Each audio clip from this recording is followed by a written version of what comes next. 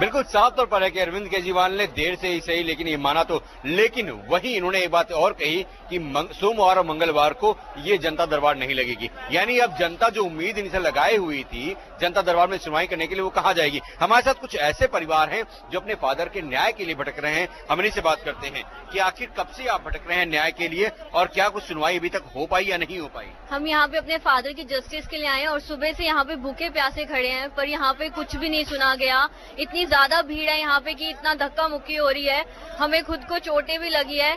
और आपसे यही प्रार्थना है मिस्टर केजरीवाल जी, प्लीज हमारी प्रार्थना सुनिए और पापा को जस्टिस दिलाइए। और हमने एक एप्लीकेशन यहाँ पे 3rd को दी है आपके सीएम ऑफिस में। आपसे रिक्वेस्ट है कि आप उस पर पढ़ें और मेरे फादर को जस्टिस दिलाइए। पढ़ें और सुनवाई करें, लेकिन क्या लगता है कि जिस हिसाब से सुनवाई यहाँ नहीं हो पाई, मुलाकात आपसे हो पाई कि नहीं, पहला सवाल ये। और अगर हुई तो क्या कुछ बात हुई।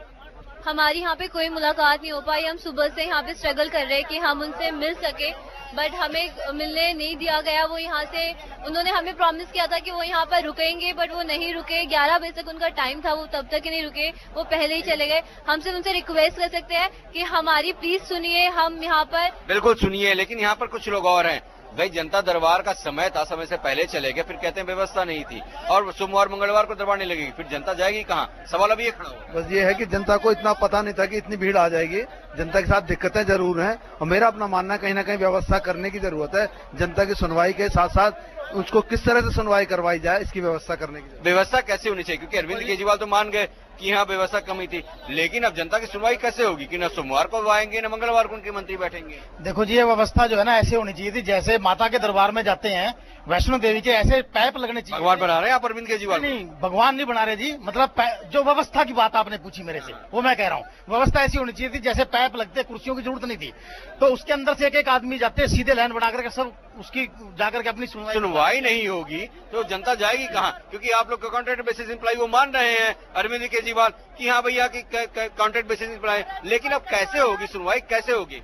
जैसे भी आदेश होगा आगे हम रोज आएंगे, रोज लगातार आएंगे अपनी समस्या को लेके। आज नहीं तो कल व्यवस्था जरूर बनाएंगे। वो मुख्यमंत्री बीच में ही निकल गए हैं, वो दिल्ली के मुख्यमंत्री हो तो हम चाहेंगे लोगों से आप उनकी समस्याओं को सुने ताकि हमारे टेलीविजन के जरिए सीधे ये समस्याएं मुख्यमंत्री तक पहुंच सके। अजीत, बिल्कुल साफ तौर पर हमारे साथ वही जस्टिस के फादर के लोग हैं, मौजूद हैं। आपसे समझना चाहेंगे क्या कुछ समस्याएं थी आपके फादर की और कब से वो क्या है और क्या कुछ रहा है, पूरी अपनी व्यथा बताएं। हमारे फादर हैं, वो मतलब पिछले 21 साल से इस लड़ाई में लड़ रहे हैं। वो करप्शन के शिकार हुए थे। उनका 1992 में उनके पास एक ट्रक था जो वो खुद उनका बिजनेस में था, तो उनका वो ट्रक जब्त कर लिया गया था टीसीआई कंपनी से। तो उनके लिए भी उस ट्रक को वापस करने के लिए उनसे पैसे मांगे गए थे 2,50,000 रुपीज, और उस टाइम पे हमारे पास इतने पैसे नहीं थे कि हम वो पैसे दे सकें। तो हम ऑलमोस्ट सड़क पर आ चुके थे और हमारे पास बिल्कुल भी पैसे नहीं थे जो हम वहाँ पे पे कर सके। तो इस वजह से मेरे फादर बहुत ज्यादा अपसेट हो गए थे और पिछले 3 साल से हमारी फाइल सीएम ऑफिस में रखी हुई है, उस पर कोई भी मूवमेंट नहीं हुई है बस। और वहाँ पे हम यही चाहते हैं मिस्टर केजरीवाल से कि प्लीज वो फाइल को गो थ्रू करें और हमारे फादर के पूरे केस पर जाएं और उनको जस्टिस दिलाएं। किस सन की बात है और क्या ये 1993 में हुआ था और उसके बाद से अब तक 21 इयर्स हो चुके हैं और मेरे फादर का ये केस चल ही रहा है। बस उनसे अब यही हमारी गुजारिश है कि उनका केस कम्यूट कर दिया जाए और उन्हें बहुत ज्यादा सजा काट चुके हैं वो, और हमें एक फादर की अब जरूरत है अपनी फैमिली में। हमें उनका सपोर्ट चाहिए, हमें उनकी नीड्स है। मेरी मदर को उनकी जरूरत है, इसलिए आप सबसे। आप बहुत छोटे थे उस वक्त, अब आप बड़े हो गए, आपकी भी अपनी एजुकेशन, कैसे आपने हालात को संभाला, कैसे आप आगे बढ़े। बहुत ज्यादा मुश्किल था उस टाइम पे ये सरवाइव करना।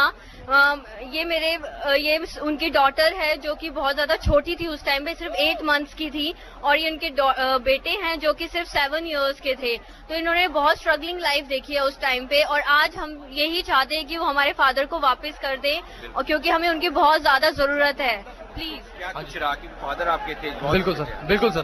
कैसे आपने आपको पाला पोसा, कैसे पड़ेगा? सर आप खुद ही कल्पना कीजिए, एक फैमिली में जहाँ पे एक बड़ा साया नहीं होता, उस फैमिली के बारे में सोचिए जहाँ पे एक बेटा नहीं होता, एक बाप नहीं होता एक बेटे के लिए। वैसे हमने मेरी मॉम बहुत हार्ट पेशेंट है और अभी तक कोई सुनवाई नहीं हो रही है। 3 साल से मैं हर हफ्ते सीएम मैम के ऑफिस में आया हूँ, 3-3 घंटे बैठा हूँ सिर्फ एक फाइल को मूव कराने के लिए। हाई कोर्ट ने हमारे फेवर में जस्टिस दिया है, लेकिन तब भी कोई सुनवाई नहीं हुई अभी तक। सुनवाई नहीं हुई। आपसे हम समझना चाहेंगे क्या कुछ आपकी व्यथा है और क्या कुछ अभी तक हुआ? सर हम 10 साल से बीएसएस में काम आउटसोर्स में कर रहे हैं, जबकि हमें मिनिमम वेज नहीं दिया जाता और जबकि गवर्नमेंट का मिनिमम वेज जो भी है वो 10,700 ग्रेजुएट का बनता है और हमें ग्रेजुएट लेवल पर सबको भर्ती किया गया था।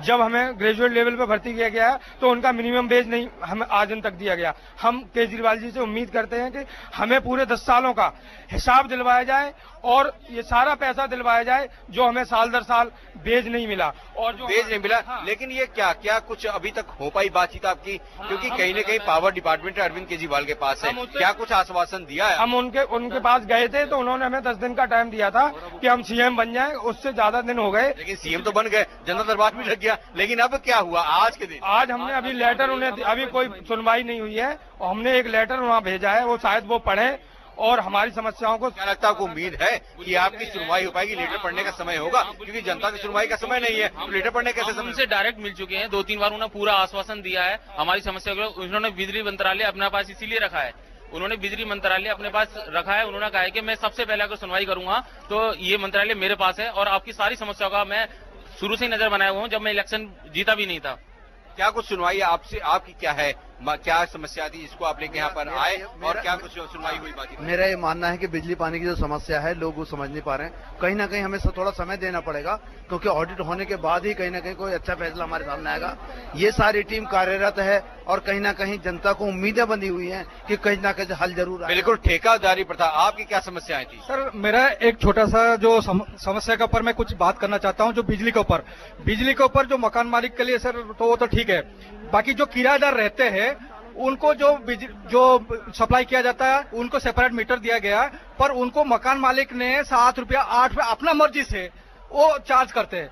तो समस्या तो वही की वही रह गया कि जो लोग किराए पे रहते हैं उनकी, यानी रेंट की समस्याएं। महिलाएं कुछ हैं, आपकी क्या कुछ समस्याएं थी और क्या कुछ है? काम किया, एमसीडी स्कूलों में काम किया, कंप्यूटर अध्यापक पे हमने 5 साल काम किया, हमें मात्र 1450 रुपए तनख्वाह देते थे, फिर भी हम काम करते रहे कि आगे बढ़ाए गए। जब हमने डिमांड करी हमारी तनख्वाह बढ़ाई जाए, उन्होंने हमें पद से हटा दिया गया। तो क्या कुछ बातचीत अभी आपको यहाँ पे अभी 3 साल से ये कार्यवाही चल रही है, हमने कोर्ट पे भी केस डाला है पर कुछ मुद्दा नहीं हुआ। 1 मिनट इनसे क्या है कुछ समस्या? क्योंकि समस्या तो काफी पुरानी है, कॉन्ट्रैक्ट टीचर की, उन्हें निकाल भी ऐसा कोई प्राविधान नहीं किया। अजीत हम आपके पास दोबारा आएंगे क्योंकि हमने देखा कुछ लोगों की आंखों में आंसू भी है, लेकिन सबसे